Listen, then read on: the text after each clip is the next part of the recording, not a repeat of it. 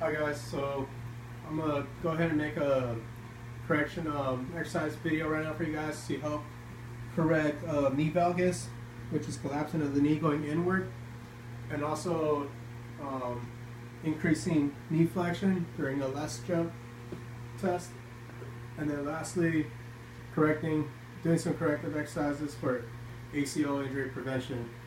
So starting off with our first key phase, which is inhibition, is we're going to go ahead and inhibit the TFL, the IT band, the peroneals, along with the gastrocnemius and the soleus.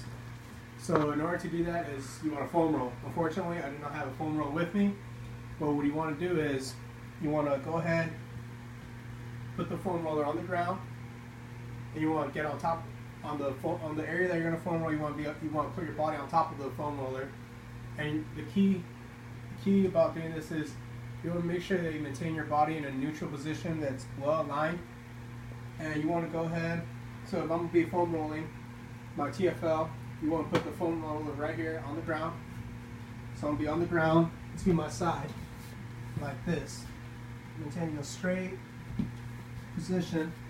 And you're going to go ahead and foam roll for 30 to 90 seconds until you find a tender spot. Same thing with your gastrocnemius. Your soleus complex, you're going to do it facing upward on the ground, foam rolling. You also want to make sure you get deep into the hamstrings, the medial hamstrings. So we're going to be foam rolling for 30 to 90 seconds, each of those body parts. Unfortunately, like I said, I don't have a foam roller, but yeah, that's what you want to be working on. Next is the lengthening phase. So we're going to go ahead and lengthen the gastrocnemius, the soleus, the adductors, which is the inner part of the thigh, and the hamstrings. So for the soleus stretch, for the gastrocnemius and soleus, you want to go ahead, go up against the wall. You want to be in a staggered stance, so one foot in front of the other. The foot that you're going to be stretching is going to go up behind. And it is important that both of your toes are facing the same direction. So if I'm going to stretch out this leg, I'm going to bring this leg back, bring this leg forward, put my hands on the wall, and I'm going to lean into it. Lean into it. You want to make sure that your foot maintains contact to the ground the whole time. Kind of like this. And you should feel it right there. Now to switch it up, to get the soleus stretch, you want to put a little bit of knee flexion in it while still maintaining that this staggered position, pushing into the wall. Our next stretch we're going to be doing is an adductor stretch. So you want your toes facing forward, and you want to abduct the leg you're going to stretch out. You still want to go forward, and you kind of want to lean a little bit sideways like this. And you should feel the stretch all along your adductor right here. Once again, you want to do 4 sets, 20-30 seconds. And you want to go ahead switch. You'll feel this all right here. Lastly, for your hamstring stretch, what I like to do is grab a towel. You're going to lay on the floor. Lay on the floor. You just want to come back, lay back. You'll feel your hamstrings. You want to make sure both your hips are on the ground. If you want to stretch out your calf, you just go ahead and put your foot in dorsiflexion. Dorsiflexion.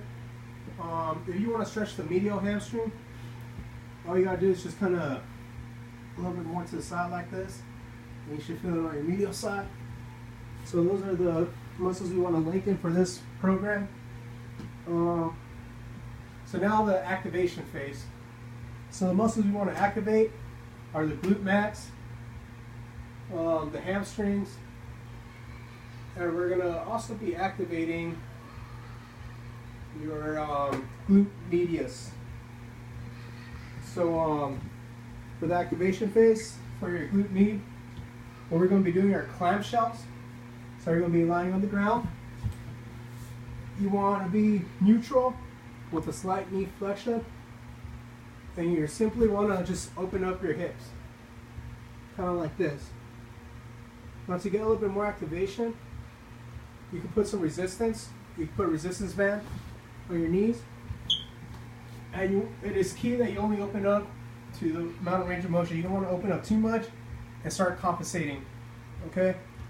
Next, what we're going to do for the glute activations, the subject's going to be laying prone with knee flexion at 90 degrees, and the subject is simply going to use his glute max to lift the leg, kind of kick back. And it is important that you only use their glute and not other muscles to compensate. As a clinician, you want to stand behind them, and if you want, you can palpate to make sure that their glute max is activating. You also want to make sure you ask for permission. So just kind of show you guys what it's going to look like. They're going to be prone, leg at 90, and then simply just going to lift their leg up like that. And you want to make sure they squeeze their glutes. Okay? And then the last exercise we're going to be doing is a hamstring. One way I like to do this is laying down prone with the resistance band, or they can do it on standing if you have a machine. The subject is, if they're standing, they'll have an ankle resistance machine.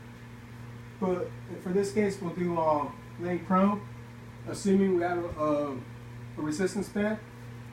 The subject's going to lay down prone, similar to the position that they were in for the previous exercise, and they're going to bring their ankle towards their butt, kind of like this, making sure they activate the hamstring. Okay? And our exercises are going to be set around, since we're going to be progressing from the week, and this is in the middle of the week, we're going to go from 2 sets of 10 repetitions. As you progress further along the week, you want to increase the repetitions and sets as well. So now we're moving into our integration phase. So what we went ahead and do is we're going to incorporate our jump program and incorporate some functional exercises. So for the jump program, it's going to help increase the knee flexion, but it's also going to teach the athlete proper jumping mechanics to prevent ACL injuries. So the first exercise we're going to do is a single leg hop hold.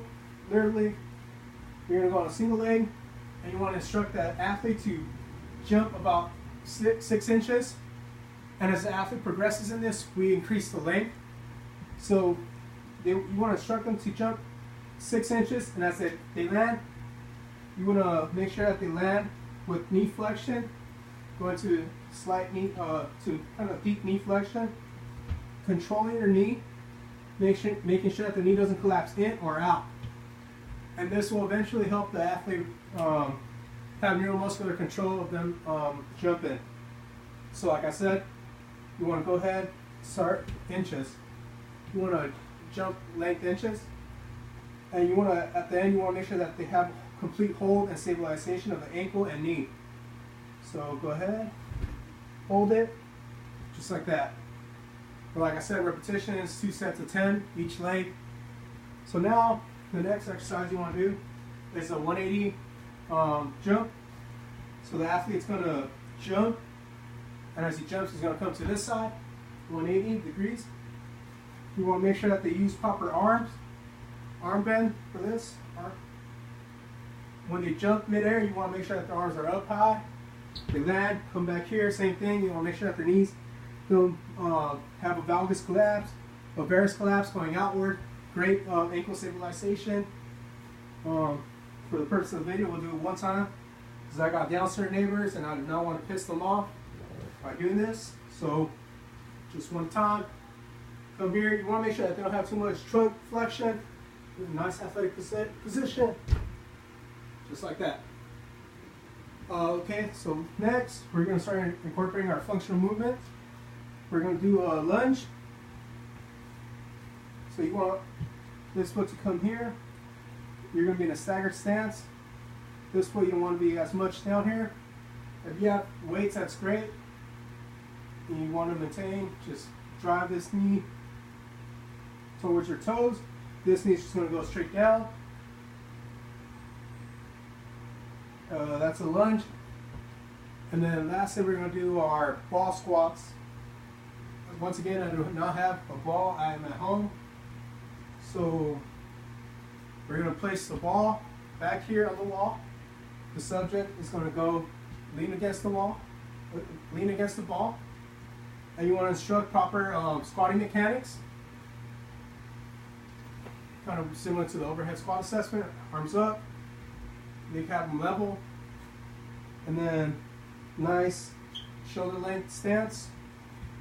You want to make sure that the patient does not, that the subject does not have knee valgus or knee varus, and just go down with their back still against the wall. And this is great to cue the patient on what to do. Once again, it will help with dorsiflexion of the foot, and a great posterior chain muscle activation. And this is one day of our corrective exercise program.